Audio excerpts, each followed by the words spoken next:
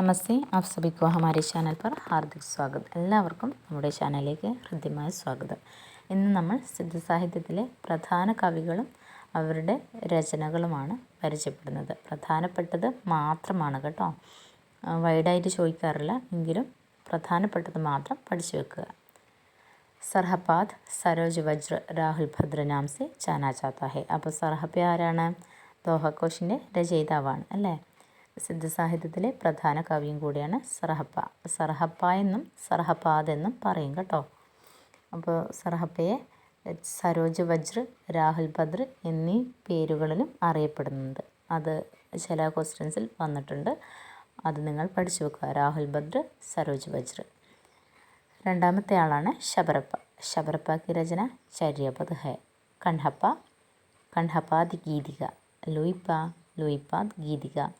ഡോംബിപ്പ, ഡോംഭി ഗീതിക. അപ്പോൾ സർഹപ്പയും ശബരപ്പയും നമുക്ക് പഠിക്കാൻ എളുപ്പമാണ്.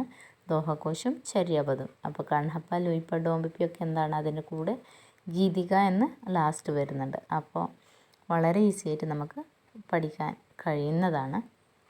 എല്ലാവരും ഈ 5 കവികളും അവരുടെ രചനകളും ഒന്ന് പഠിച്ചു വെക്കുക. വരുന്ന എക്സാമിന് കേട്ടറ്റായാലും JLT ആയാലും, അടുത്ത മാസം JLT ആണ്, എന്തായാലും നിങ്ങൾക്ക് യൂസ്ഫുൾ ആവുമെന്ന് വിശ്വസിക്കുന്നു. അപ്പോൾ വീഡിയോ ഇഷ്ടമായ ലൈക്ക് ചെയ്യുക, ഷെയർ ചെയ്യുക, കമൻറ്റ് ചെയ്യുക, സബ്സ്ക്രൈബ് ചെയ്ത് സപ്പോർട്ട് ചെയ്യാൻ മറക്കരുത്. എല്ലാവർക്കും ധന്യവാദം.